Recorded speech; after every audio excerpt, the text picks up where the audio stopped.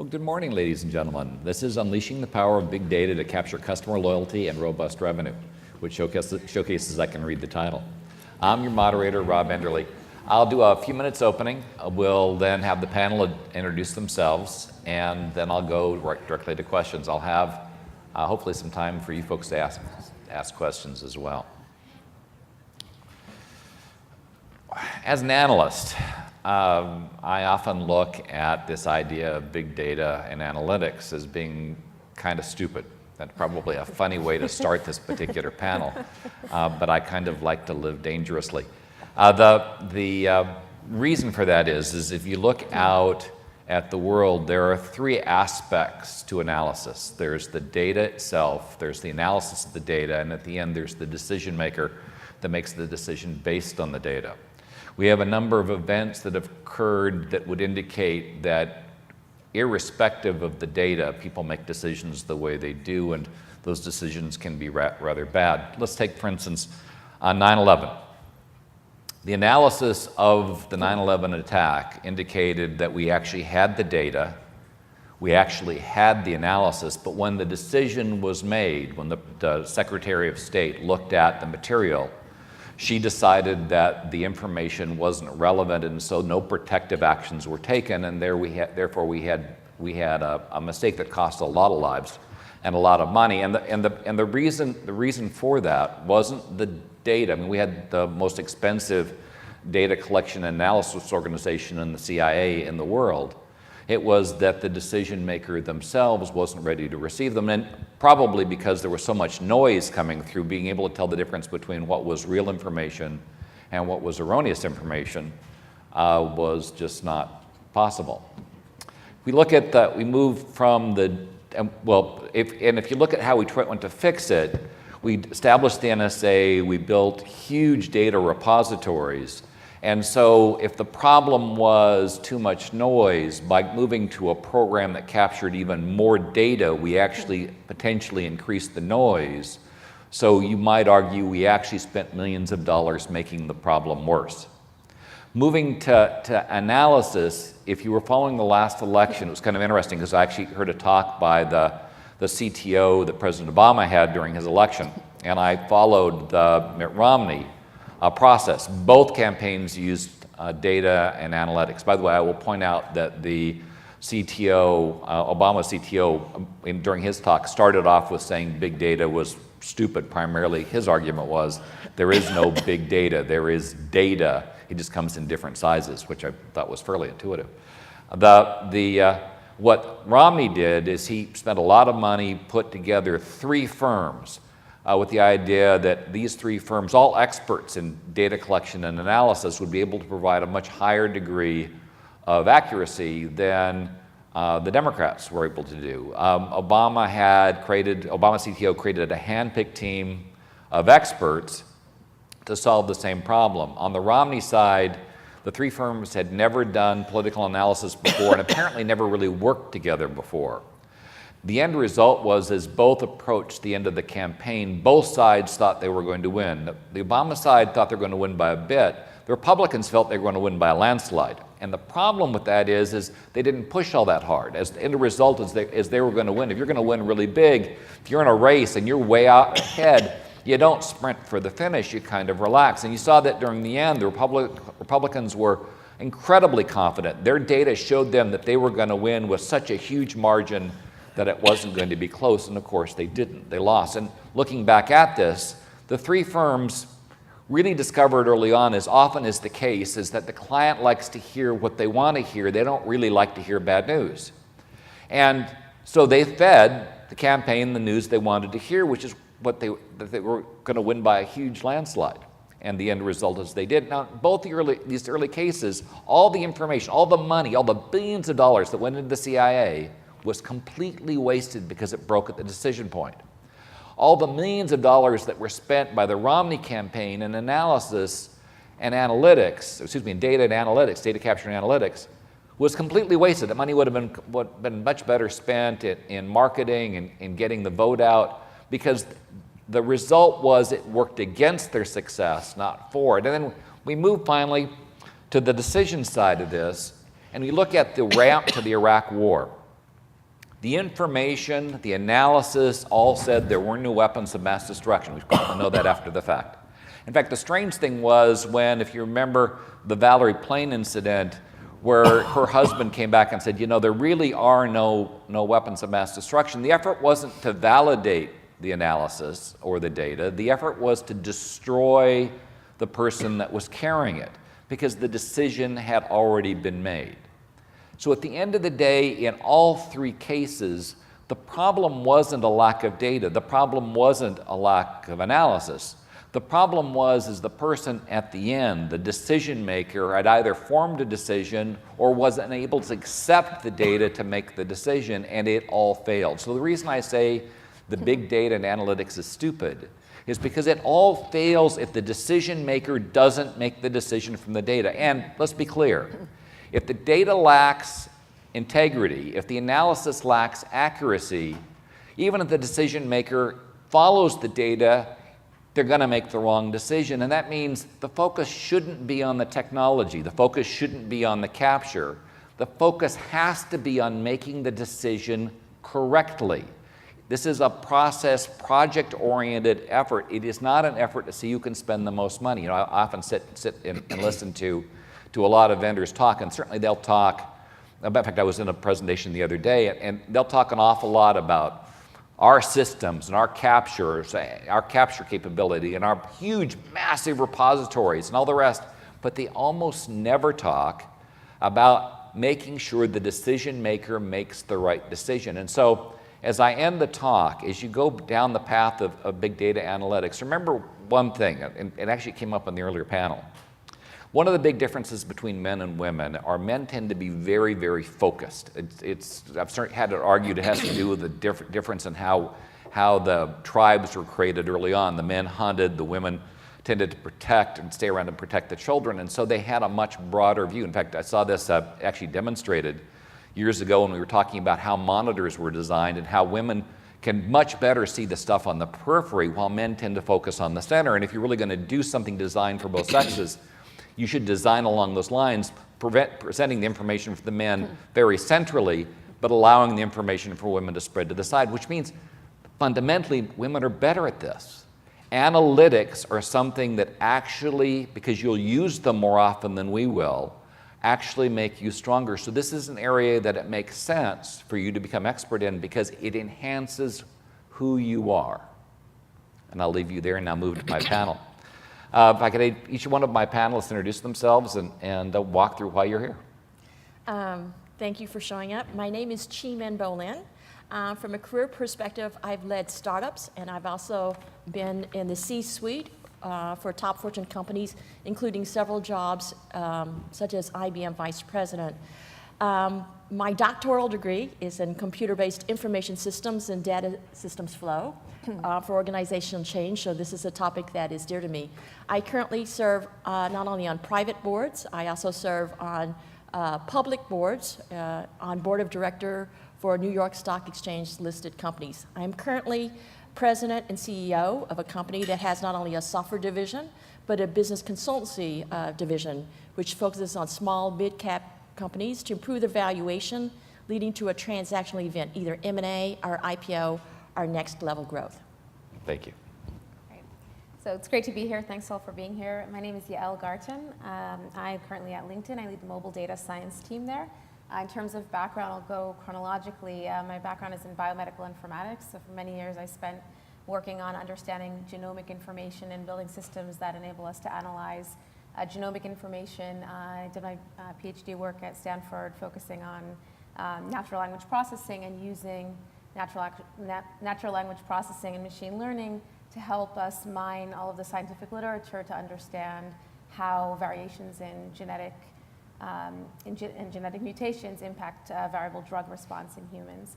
And then for the past 2.5 years, I've been working at LinkedIn as the leader of the mobile data science team there, where we focus on using all of our data about our members to really help drive actionable insights to change our business and product strategy. And we'll probably go into some more examples of that.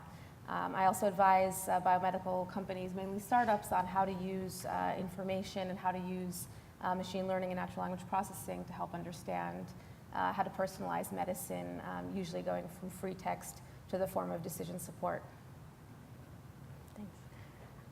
I'm Anjal Bhambri, and I'm with IBM. I lead the Big Data initiative there.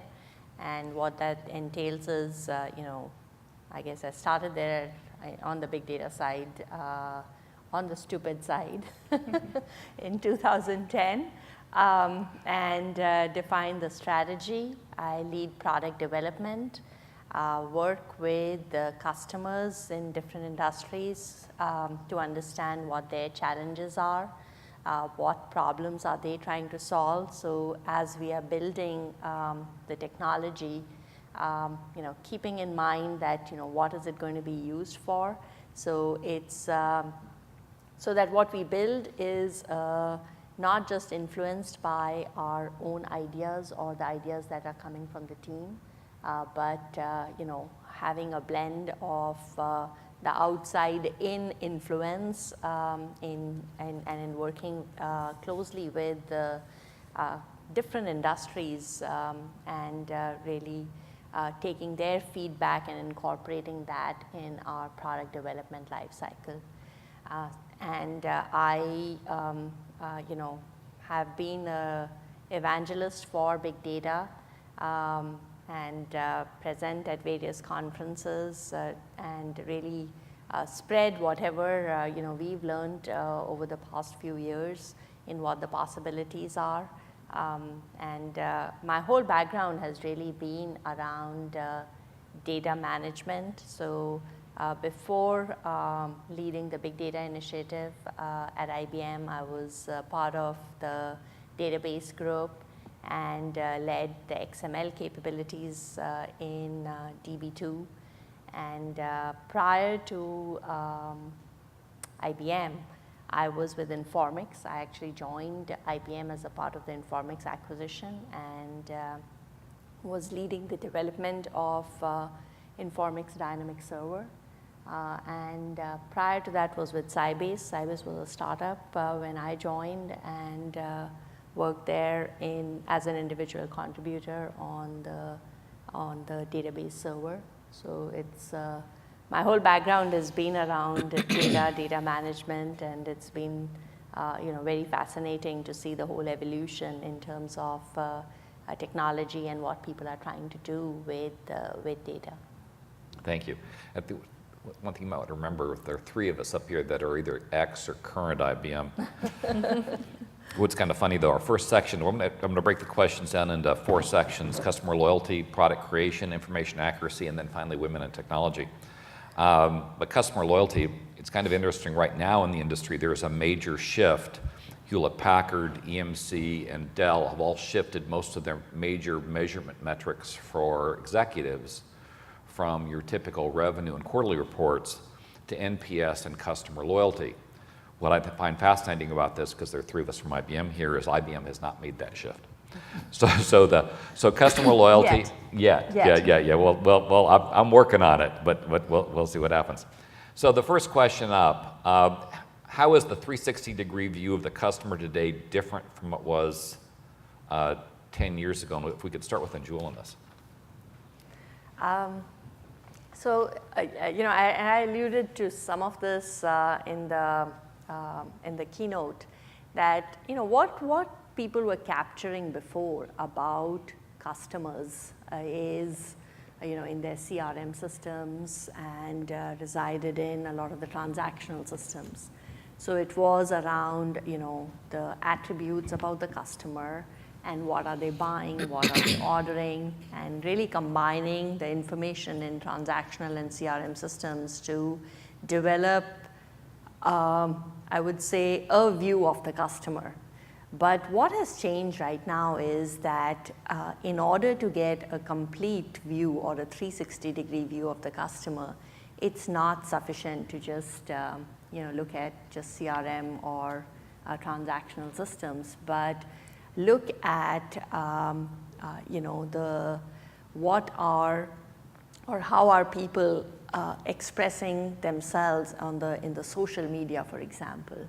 So a lot of enrichment of the data is now possible by the information that is available about your customers outside the enterprise. And to develop a 360-degree view of the customer, I think it's really important to not just tap into the various systems of record that are in your enterprise, but augment that information with the information that is available outside the enterprise, whether it is by what people are saying on blogs or on social media, as well as how are they interacting with the business. Traditionally, if you are a brick and mortar store, you were relying on the customers that were actually physically walking into the store and again gathering information about based on what transactions are they performing in the store. But now the interaction is not just based on that, right? People are ordering stuff online, they are interacting by different, whether it's the smart devices, whether it is that they're going to your business's Facebook page and doing likes and leaving comments there. So it's very important to understand all these interactions and combining that with the systems of record, and really that is a good start to developing a 360-degree view of the customer. I probably should give them some guidelines. We probably need to make the answers crisp. Otherwise, we're not going to get through many of the questions. But appreciate that. Chimney, did you have a? Yeah, a couple of comments. The early part of my career, I really focused on traditional IT infrastructure. Many of us started in that area. So we're familiar with the SQL, the databases, flat files, working with enterprise resource, ERP, CRM, and that kind of stuff. The last 5 or 6 years, I've been focusing all things digital and online, some of the things that you comment about. And when you say, how has the customer, the 360 view of the customer has changed, it's changed a lot because how the customer buys, how it's influenced, the tools, the data, the volume, velocity, variety of tools, that's all changed. And it doesn't even have to go back 10 years. I actually plotted, programming background. I actually plotted when did Pinterest, when did LinkedIn, when did Facebook, and some of the advancements in Hadoop come. And it wasn't like way back. It really shot up, and I had a hockey stick effect as far as amount and types of data in the last three years and 4 months, if anybody wants to be precise. But what we want out of the customer, the essence of the DNA of the customer has remained the same. And it clearly goes into 6 really quick points. We want to know what makes them tick, why they buy, how they prefer to shop, why they switch, what they'll buy next, and what factors lead them to recommend a company to others, the NPI factor. So if you look at it, the 360-degree view of the customer, it has changed, and what we have available has changed. But the Achilles heel, like you talked about, is, okay, if we get all the data, do we follow through and make decisions based on that, which is your opening remarks. So it full circle comes back to your premise at the beginning. Because you can look at Facebook, and Facebook's capturing a mammoth amount of data, but it's not very clear what they're doing with any of it. Google even more, but it's not clear what they're actually doing with the data and how they're making the decision, and that's really the important part. Right, how much is relevant, and how much has value because it has actionable insight. Exactly right. So. Yeah, so I can address that maybe with an example from LinkedIn, and really to get at, I think a key piece in these last points is that part of what you mentioned is technically tracking all of the right and important data. The size doesn't matter, but actually what is going to be helpful for the end result, whether that's making a better product, whether that's making a better executive or strategy decision, right? And so understanding what that needs to look like throughout the whole organization, starting from what data you're collecting to how you're mining it to how you're using it. I think the second piece is cultural, right? It's making sure that within the organization there is a process for decision making that really depends on and is informed by the data. For LinkedIn, I can give the example. I think that the last piece, the points you were mentioning at the end, is really about making clear back to the user, back to the member, back to your client, how the data that's being collected is actually used to benefit them, right? With a very, very customer-centric point of view that actually feeds back to the consumer. So for using LinkedIn as an example, the data that we collect from our members to help improve, our mission is to make the world's professionals more successful and productive. a very lofty mission, but really that is targeted at, for every specific member, making sure that that is targeted for them, for that member at the right time and in the right ways, for whatever makes them more productive and successful. So if you think about how we can use the data that we collect, we have profile data, so data about you in terms of your demographics. What region of the world are you coming from? What industry are you in? What seniority level you have in terms of where you are in your career. And then there's the social graph. Who are you connected to? Is that from school? Is that from your current position? Is that from your social engagements? Right? And how does that influence what might be relevant to surface to you? Are you interested in reading news articles? Are you interested in following certain influencers that can help you advance in your career? Are you interested in looking at new jobs that might be relevant for you?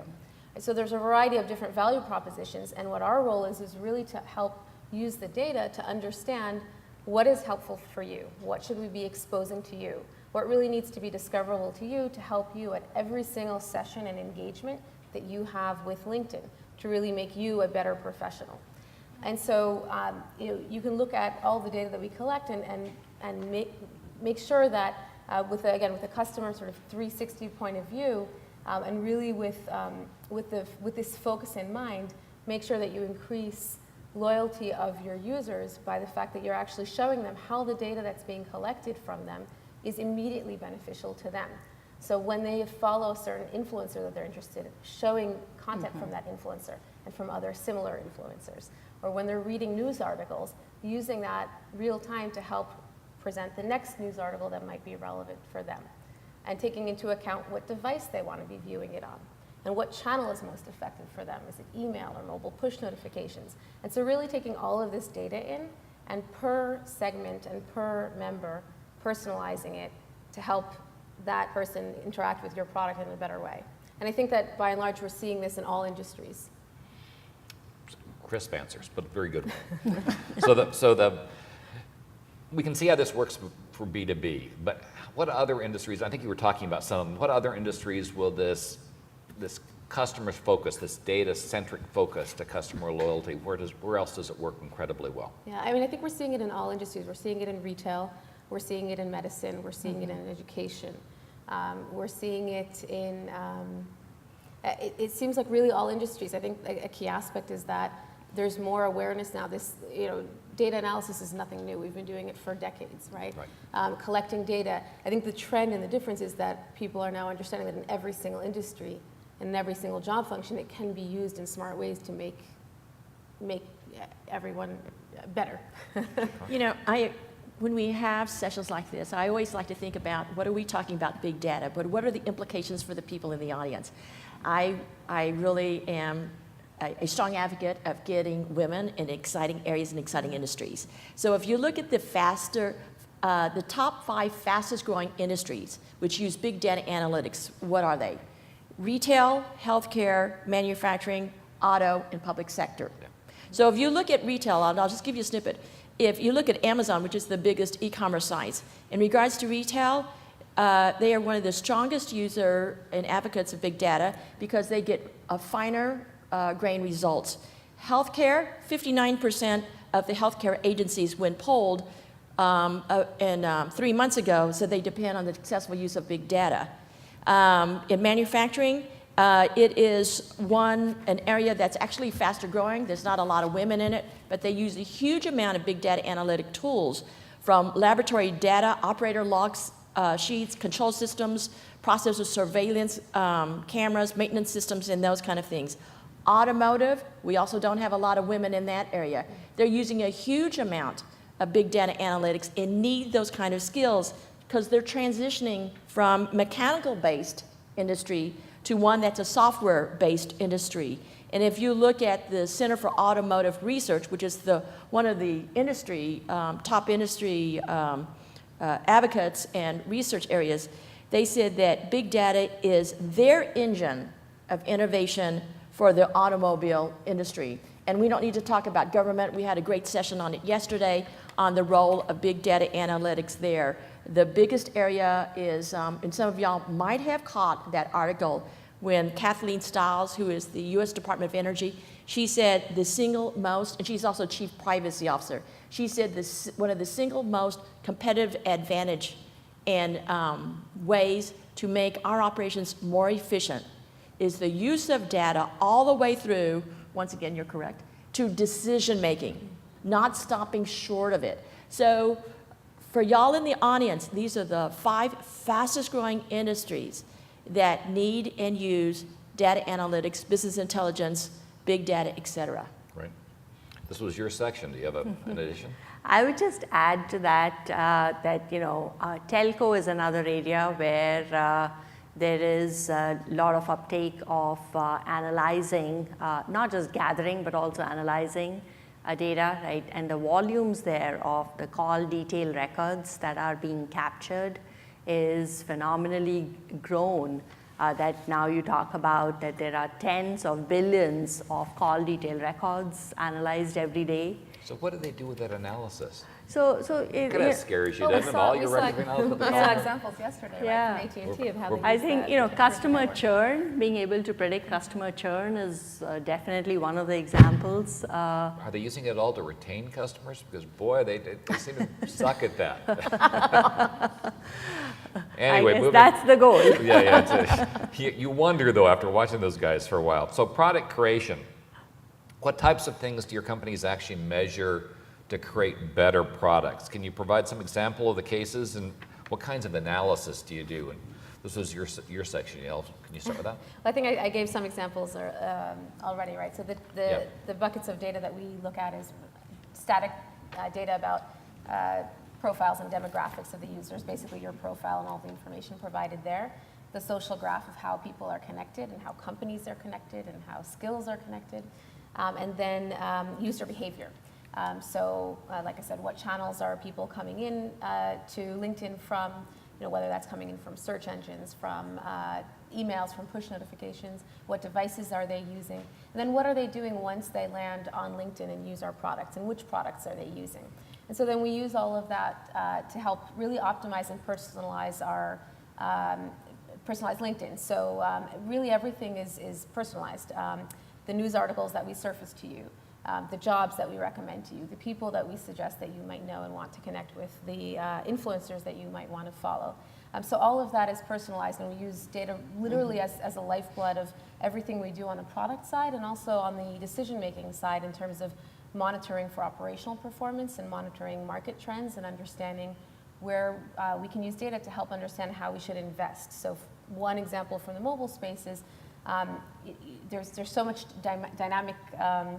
so many dynamic trends going on in the mobile space right now. One of the things we'll track, for example, is Android usage and understand how the rise of Android usage might impact our product strategy. Should we start tailoring specifically to Android versus developing for Android and iPhone together? Or should we create an Android app? Well, if 1% of the population is using Android tablets, maybe we don't need an Android tablet app. People could use the web browser. But if suddenly that rises to 30%, maybe that's the time to start investing a little before then. So we use data in a variety of different ways, both on the product and on the strategy side to help inform how we invest. How about Jim? How about you? How are you using information to create better products? And I think we'll drop into the second section of this and specifically with the idea of more personalization, creating a much more intimate connection between the product and the customer. Yeah. So internally, we use a lot of data analytics tools. And also, we work with portfolio companies, so we use a lot there. The kind of things that we've seen an uptick as far as what our customers need is more of an analysis of customer sentiment, customer loyalty, brand currency, those kind of things. Things that will take advantage of not only the investment of money and time and resources you spent in order to capture the customer. How do you keep the customer? Because of a lot of our clients we use, they're getting ready for a transactional event, M&A or IPO or next level growth. So their sustainable market valuation is very key. So we use actually a variety of different top-notch tools from IBM, SAS, and a variety of different ones. And what we're trying to do is really deliver the data. How has it changed? How the board and the C-suite, not just the CMO, how they view what their business strategy should be, what products they deliver, product management, what products they cannibalize. So they're starting to now, with more relevant data, start making not only short-term, but more strategic decisions that are aligned to financial metrics. So that's what I've seen as some of the biggest impact of some of the big data analytics and big data tools, et cetera, that are out there. But they're aligning to financial metrics. They're not aligning to customer loyalty metrics or customer retention metrics. You know, that's a very good point. But everything drives to a financial. I know. If you don't, for the top line, right, you're not going to get revenue unless you get the customers, right? So the end game is financial metrics, but you're never going to get there unless you focus on one thing, and that should be pervasive across all decision makings, whatever action every member of the company does. That is focusing on the DNA of the customer. So when I say financial metrics, that's the next logical step, but you don't get to the financial metrics and exceed them unless you focus on the current customers and the customers that you need in your healthy pipeline. Interesting. You know, the companies I follow, EMC actually does the best job of actually doing this kind of analysis. One of the interesting things they discovered was if they could identify the customers that were loyal, these were very valuable customers, and versus the customers that were disloyal, which were the customers you kind of wanted your competitors to have, because retaining the customers that were disloyal was incredibly costly. It was not a viable exercise, because those customers were going to leave and go to whoever had the lowest price. They just, it really wasn't much. But the loyal customers, they would stay with you even if you screwed up. And so if they could make the difference, they could push the disloyal customers off on competitors and say, you know, God love you, have fun with these guys, and keep the ones that stayed with them. And you know, so many companies can't make that determination, and it's only through analytics that you can even discover that you have this kind of a customer breakdown. And over an IBM, give me a sense. How are analytics either being applied by your customers or by IBM itself to create better products and kind of get to that core of you know, keeping the customer happy and keeping those revenue lines where they need to be? So, you know, in terms of like the big data projects that customers or different enterprises are implementing in different industries, if you look at the statistics, almost 50% of those projects are being implemented which are all to do with customer outcomes, right? Whether it is to understand your customer better, it is to understand, you know, give them the precise next best action, you know, how do you give them the right promotions and the offers so that, you know, you are building that loyalty, what to cross-sell, upsell, which is to do with, you know, if you have a 360-degree view of the customer, then you know what to cross-sell and upsell, which has an impact on the revenue. So you know, the products that are being built are to really help capture all the data, analyze all the data, and present it in a meaningful manner to, like you were saying, the decision maker, so that it's easy to understand that, well, if you take this action with these set of customers, then this is the impact that it can have on your top line. You know, one of the things that EMC discovered when they did the analysis, and I'll pick on them a bit because to say they're the most aggressive, was that they discovered for a given dollar that it was often better to spend that dollar on improving the services provided to the customer and the relationship than it was adding a feature. In fact, in some cases, adding the feature actually had a negative impact on customer loyalty and revenue because it added complexity, and that was what the customers wanted to avoid. Bring that up because when I was at IBM, we did a study. And that's we did a whole lot of studies. Actually had a $3 million research budget back then. Those were the good old days. And one of the studies came back and said one of the big problems that customers were having were not with IBM's products. It was how hard it was to work with IBM. And I will say categorically that had absolutely no impact on the decision process. So at the end of the day, at least not back then, at the end of the day, one of the things that analytics really helps when done right is it can drive the right decisions on the organization and push money to where it's going to have the greatest benefit. And one of the interesting things about Dell, now that they're private, is now their focus is much less on the revenue line and much more on the customer loyalty line, because they no longer do those damn quarterly reports where they stand in front of a bunch of people and say, hey, here are my numbers, which forces you to thinking tactically and not strategically. Well, because they don't have the SEC filing regulations they All the need rest to of do it, yeah. because they're private. But you know, there's a lot of interesting things that are are going on. You know, one of the things that marketing people and development people or the finance people always focus on is the holy grail. Right. What's the channel attribution? If I had $1 to spend, where do I spend it? Exactly right. Online? Do I spend it on email? Whatever. A new product? A new product, you know, where do you spend it? The whole attribution, decision-making process. There are so many big data analytics tools out there. You could slice it by industry, slice it by SaaS. You can have very economical one, very sophisticated one. And then all of them, and we analyze a lot of these because we have a lot of different customers, right? And a lot of them can give you very interesting insight. They can help you reverse engineer your competitors' customer mix. Oh, yeah, that's kind of amazing. You can actually figure out which customers your competitors have that want to bail on those competitors and focus your resources on those guys. Those on the borderline, you know. The low-hanging fruit. Absolutely. So that's not new. That is insight that's been out there. You know, you can get one of these SaaS tools fairly economical, but you get what you pay for. You can get very sophisticated ones. But that kind of insight has been available to us as professionals for about 7.5 years. But how many people actually use it? Actually use it. Or even know how to use it. So the whole ability to, for example, if you're my competition, is to reverse engineer you, find out what are the customers, find out where your weak point, your exposure points, and come put a proactive, put you on the defensive, come up with a proactive plan to those customers who are on the borderline, right? On which vendor they're going to, you know, sign up for a 3-year SLA or something like that. You can actually get those highlighted and identified, and with predictive analytics, anticipate where your exposure is in your prospective or current customer mix. So I've got a funny customer story I can throw in here to break this up. I did some analysis on a big deal that Microsoft did a few years back. It was Rockwell, and they spent $3 million. Oh yeah, they had huge budget. They spent $3 million in trying to get the deal, and I went back in when we did the analysis, and there were 5 divisions at Rockwell. 3 of the divisions were open to a new vendor. 2 of the divisions were only going to do IBM. They spent all $3 million on the 3 divisions that were open to a new vendor, convincing them that they should go to Microsoft Exchange.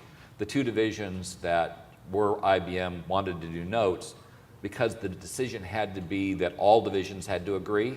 They ruled the final decision, and the company went with Rockwell went with IBM, which showcased, had the analysis been done properly and they determined those 2 divisions couldn't have been moved, they shouldn't have spent a penny, because you couldn't move that. The only way they were going to ever influence that decision was to influence the 2 divisions that wouldn't move, not to put the resources on the others. When I gave that report to Steve Ballmer, I made an instant enemy in the guy that spent the $3 million. But if they had, you know, that's a good point, but if they had done, strategically looked at it at the information flow. Exactly right. At the information flow, and then they said, oh my goodness, we really need all these 5 silos to work together and have a unification, a federation of all these different resources. And they would have saved, you know, I would have taken that, what, $3 billion? Yeah, $3 million. Had a nice vacation. $3 million. Yeah, it was. But the thing is if they'd done the analysis and made the decision, they would have either thrown it out or focused all the resources on the 2 that weren't switching, because they were the ones that were going to guide the decision at the end of the day, because they were immobile.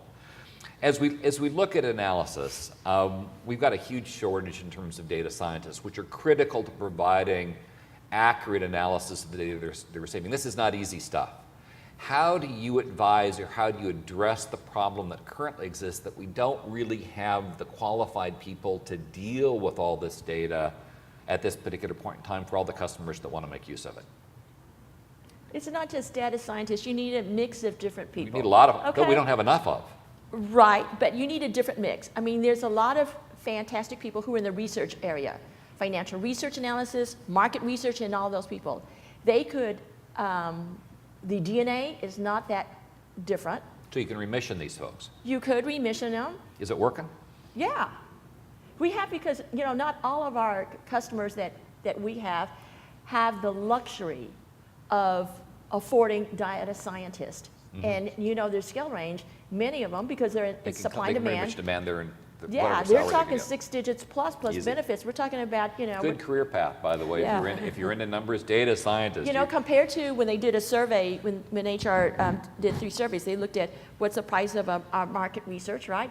And the data, not data analysts, not BIBA, but the quote data scientists because the title in supply and demand is such, you're talking about, and I'm pragmatic because we need to work with companies who can afford it, but who need that competitive edge. We're talking about a comp package about $375,000.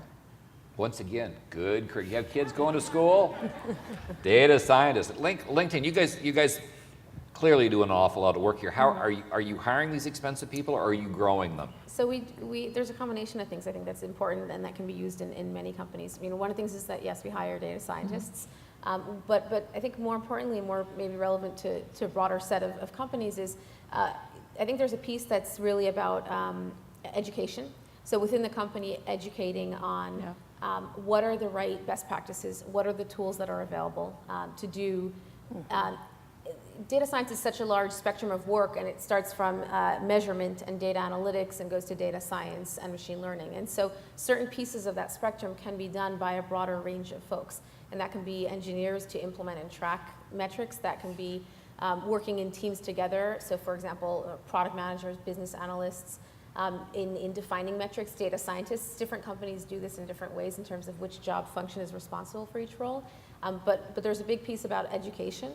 And so one of the things that we do is actually have data boot camps. Very nice. Where we have boot camps where we teach people best practices, we teach what tools are available, and that'll be for everyone, for product managers, for engineers, really for anybody in the organization to be able to sign up for or watch online courses that help teach what's available. So I think a big piece is education, all the way to education on how to make sure that your decisions are set up by data. And so defining, for example, success metrics in advance. When we get to this decision with this data, what is going to make the decision to ship or not ship, right? And defining that in advance in the right way as a process. So I think piece is education. Another piece is process. Another piece is tools, right? Making tools so that a broader set of folks within an organization have at their fingertips data that they can pull to be able to use in the right ways. Now, in the right ways, that's where a lot of the expertise comes in.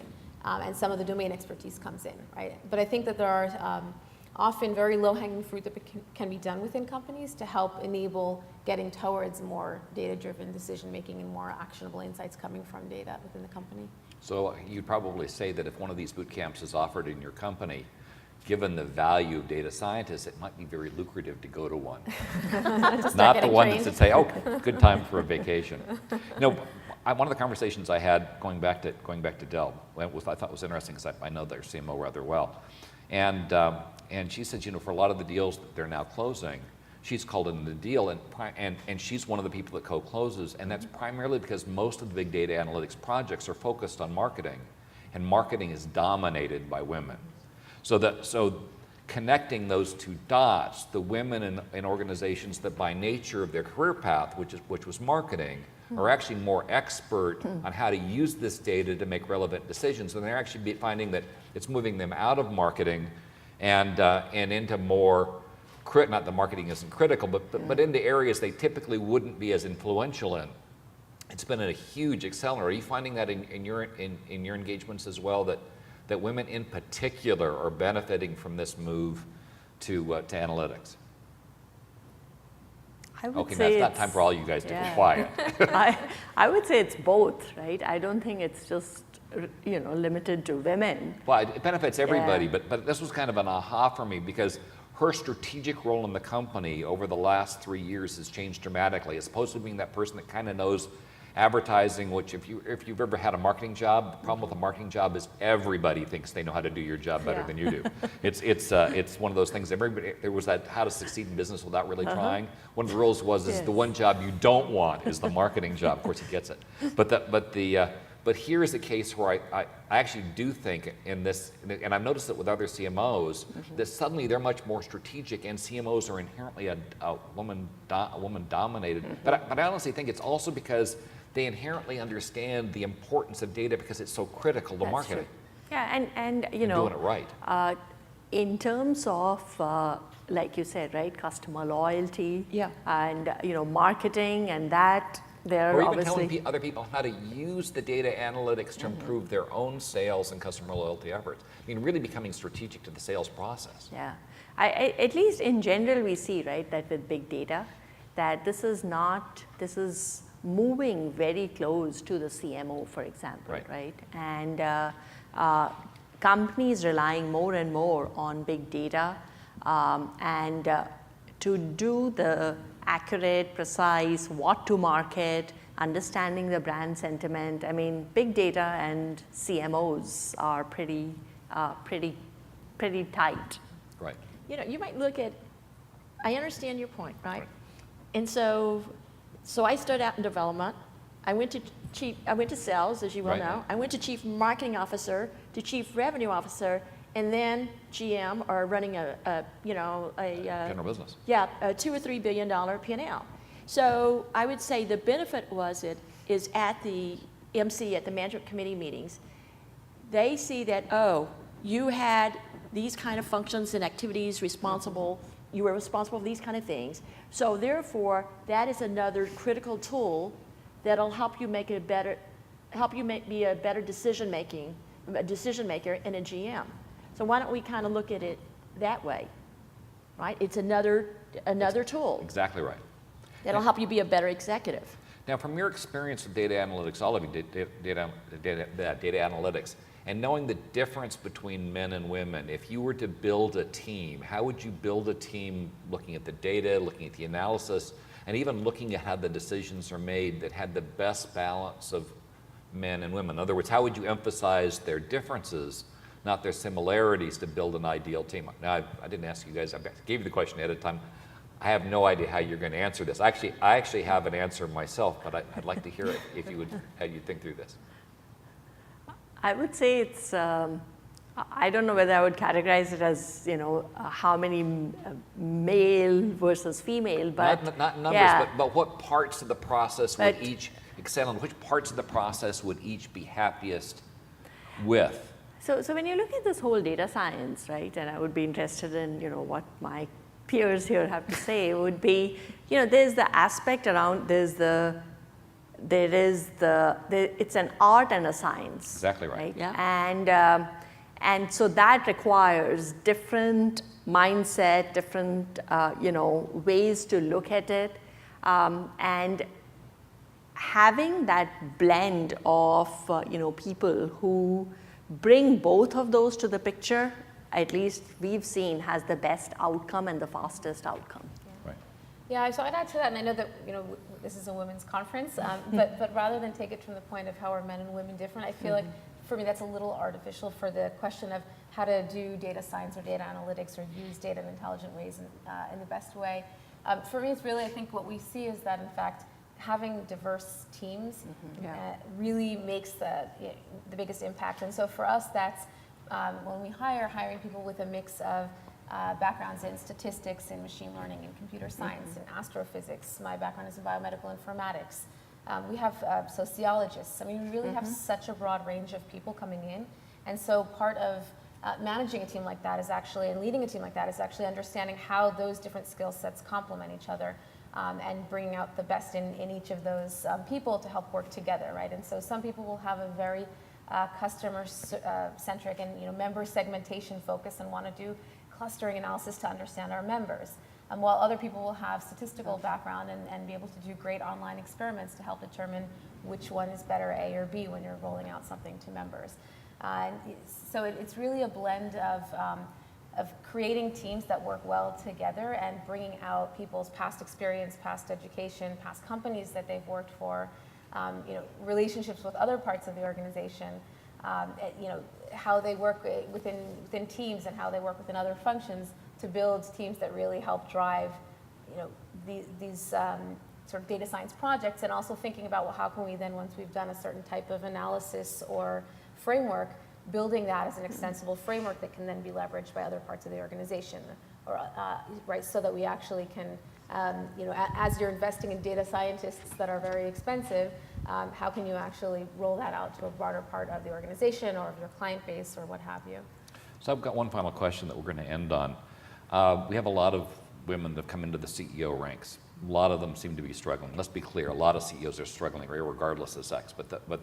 But if you were to provide advice from the standpoint of data analytics on how to make these CEOs in particular more successful, what would your advice be? Is that to me or? Any one of you, whoever, want to just go down the, A CEO, especially a public CEO, me being a board member and being part of a C-suite of another company, is responsible for two things: shareholder value and the financial results, right? So if you look underneath it, the advice that I would give to a CEO, female or male, was to make sure, especially the president, right, that they are making the right decisions. To make the right decisions, you need to have the right people who tee up the various scenarios, the options, and et cetera, right? right. And what I have seen So in focus on the quality of the team. the quality of the team, you know, if you look at it and you stand back, and there's a lot of statistics from Catalyst and all these women's groups and everything like that. What you want as a president or CEO, be it man or woman, is you want, like you talked about, a diverse team from diverse experiences. You know, you got to have a team that represents your population set, and that's where women come into play. So I would make sure that you have a diverse team in terms of experiences, et cetera, and help you make the decisions, and the support structure must include also those people who are very familiar with data analytics. Cool. Yeah, the only thing I would add to that, I really echo Chimin's points, I would add to that making sure that culturally there is an expectation of using data to drive decisions at all levels, including your own if you're the CEO. And so whether that's the process, whether that's the culture, coming into a meeting where you have data to back it. And some decisions are going to be made by a mix of data and gut, but data is always available for almost any decision. So having that expectation that the right data and the relevant data is at your fingertips when you're making the decision is what I think is critical. You know, as we've talked, you know, getting that 360-degree view of the customer, which is based obviously on data, helps you know who your customer is, how to service them, what are they expecting.